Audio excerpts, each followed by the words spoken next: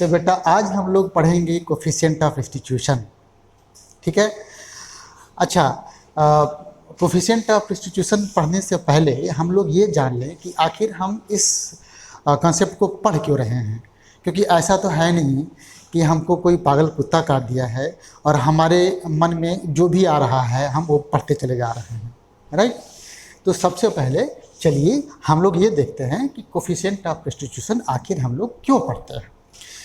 तो बेटा हमने जो है पीछे आपको हेड ऑन कोलिजन पढ़ाया था, उसमें दो तरह के कोलिजन हमने एक्सप्लेन किए थे। कौन कौन सा था? इसमें से पहला था आपका परफेक्टली इलास्टिक कोलिजन, है ना। पहला था आपका परफेक्टली इलास्टिक कोलिजन।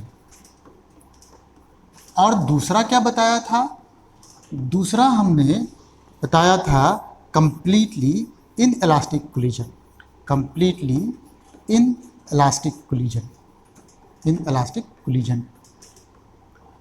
अच्छा, कंप्लीटली वर्ड हमने अपने से जोड़ दिया है ताकि हमारे कंसेप्ट का बिल्कुल जो है क्लियर मीनिंग आपको समझ में आए। Otherwise in general inelastic collision लिखा होता है बुक वगैरह में या क्वेश्चन वगैरह में।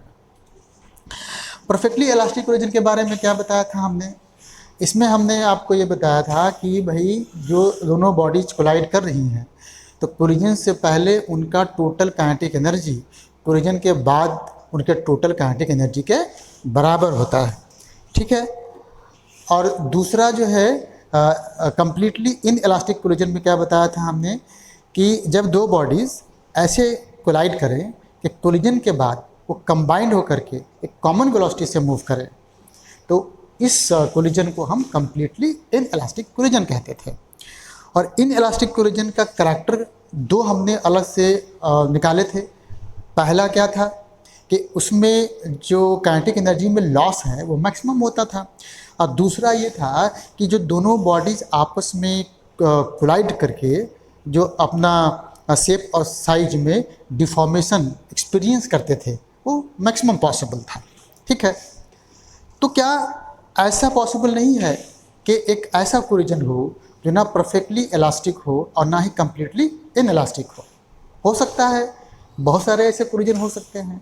तो इस तरह के जो तीसरे टाइप के जो कोलिजन्स हैं उनको स्टडी करने के लिए हम कोफिशिएंट ऑफ रिस्टिट्यूशन डिफाइन करने जा रहे हैं, राइट। तो यहाँ तक आपको ये बात क्लियर हो गई कि कोफिशिएंट ऑफ रिस्टिट्यूशन आखिर हम लोग पढ़ क्यों रहे हैं।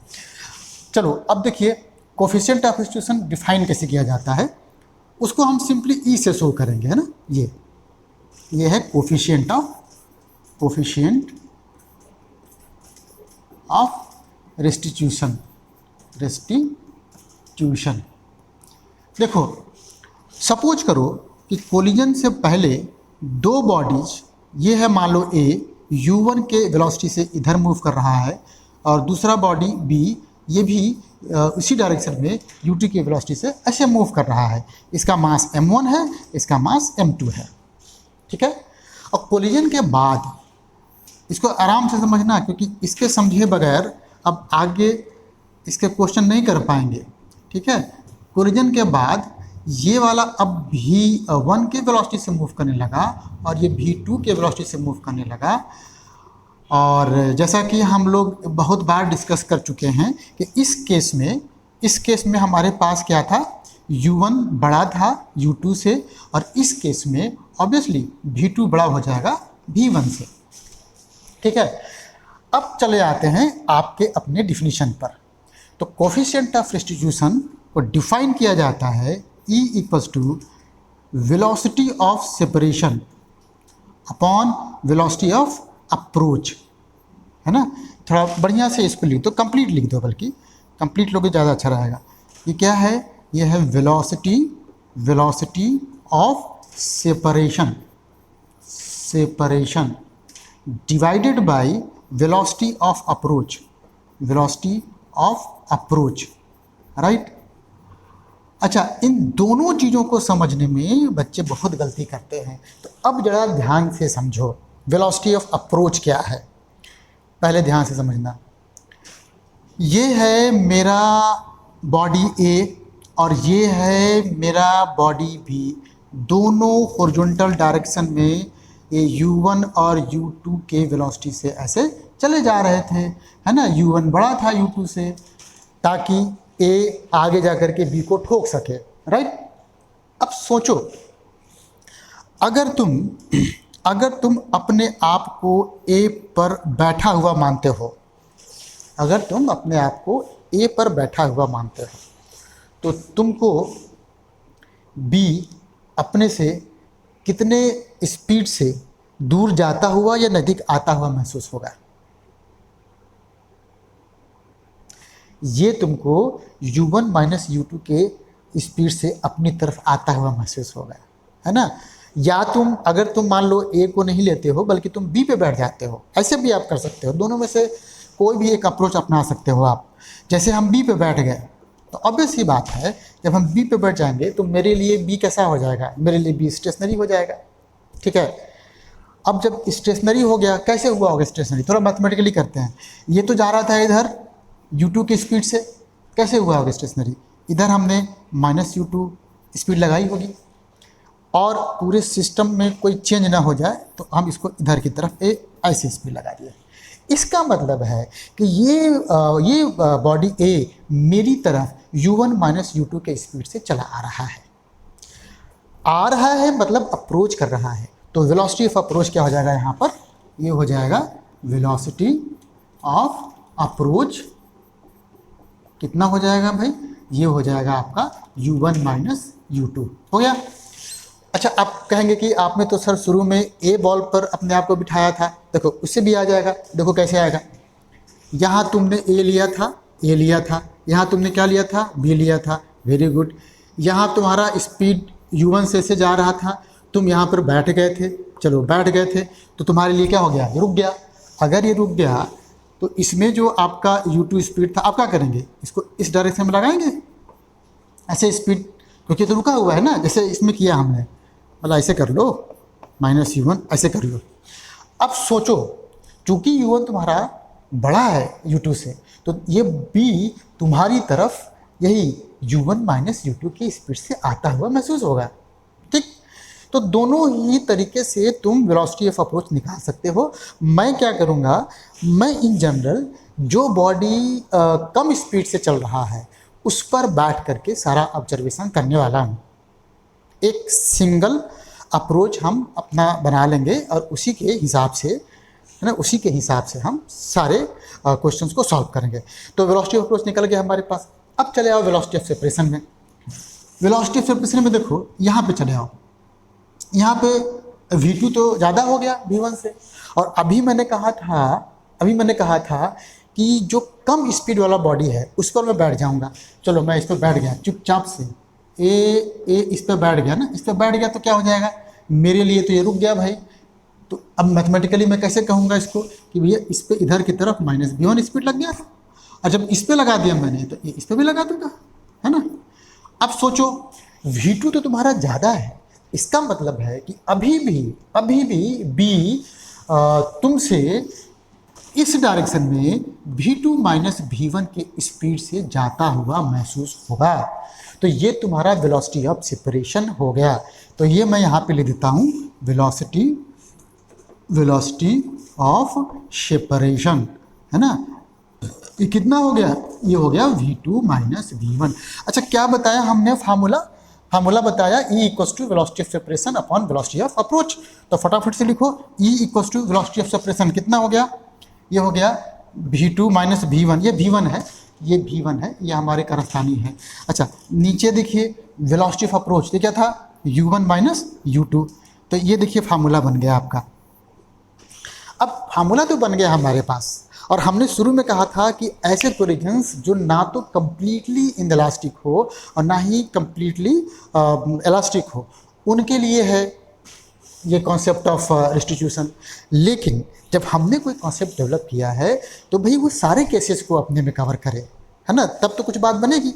तो चलो हम ये देखते हैं कि अब E की वैल्यू कितना होना चाहिए जिससे कि ये सारे केसेस को कवर कर ले, ठीक।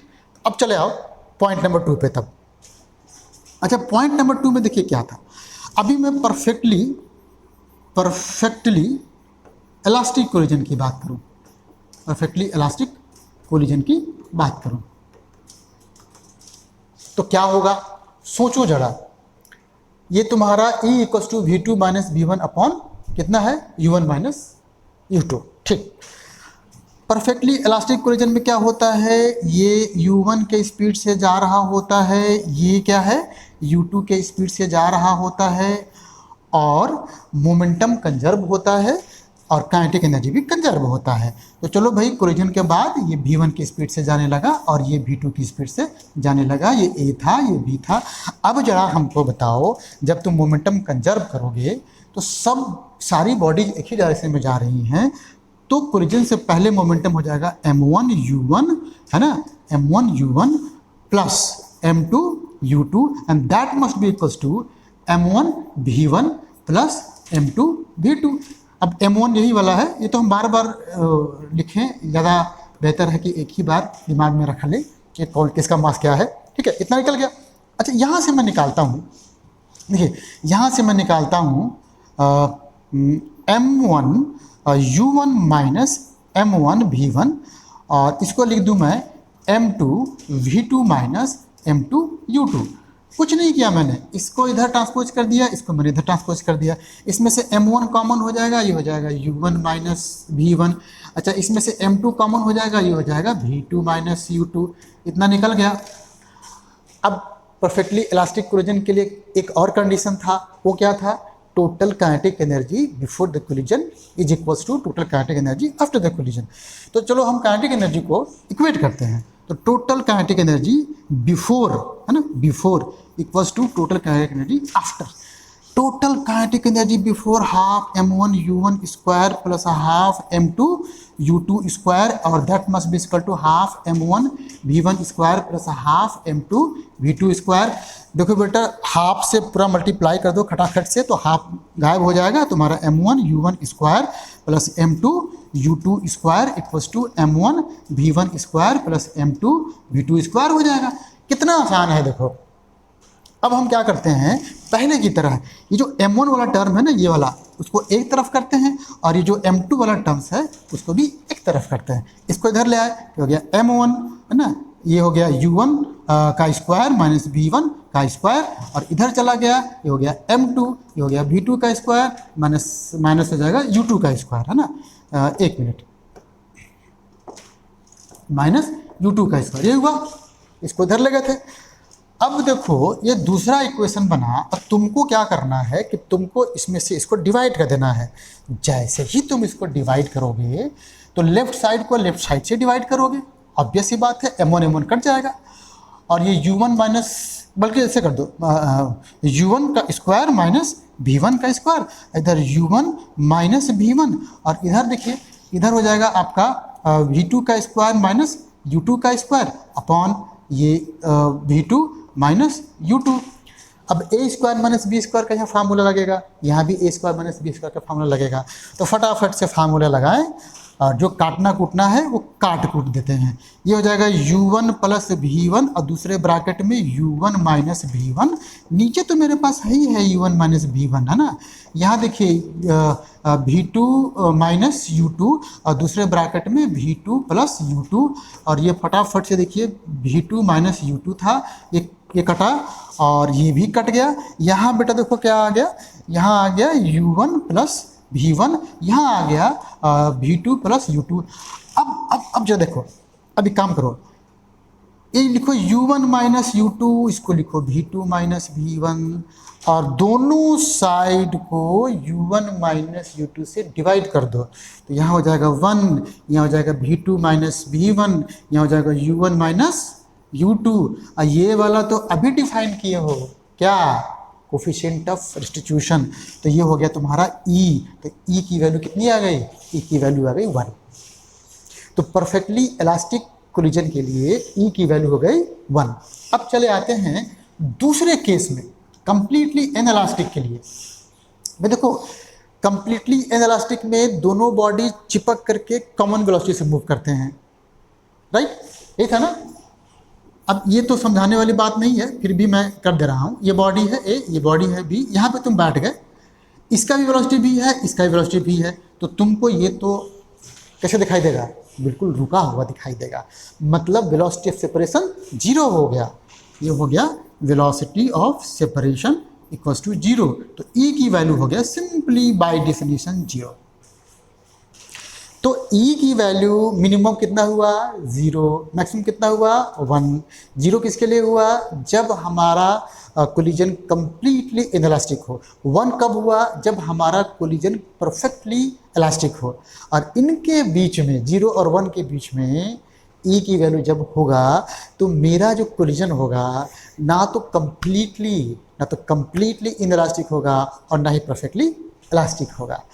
तो आप यहाँ से समझ गए कि ई की फाइनल जो वैल्यूज़ है उसको लिखूंगा मैं जीरो से, भैया स्टार्ट करो और ये वन तक लेना है। अब कोई आप में से ये पूछ सकता है कि इसका यूनिट क्या होगा, इसका डायमेंशन क्या होगा। तो सीधी सी बात है, ई जो है दो वेलोसिटीज का मतलब ना रेशियो है, तो इसका ना तो यूनिट होगा और ना ही कोई डायमेंशन होगा। तो वैल्यू सिंपली दिया रहेगा, ई की वैल्यू 0.123 ऐसा जो भी है। तो ठीक है, अब जो है कोफिशिएंट ऑफ रेस्टिट्यूशन का फंडामेंटल अब मुझे लगता है कि आपको क्लियर हो गया। अब हम अगले लेक्चर में वन डायमेंशनल कोलिजन पर PYQs करेंगे।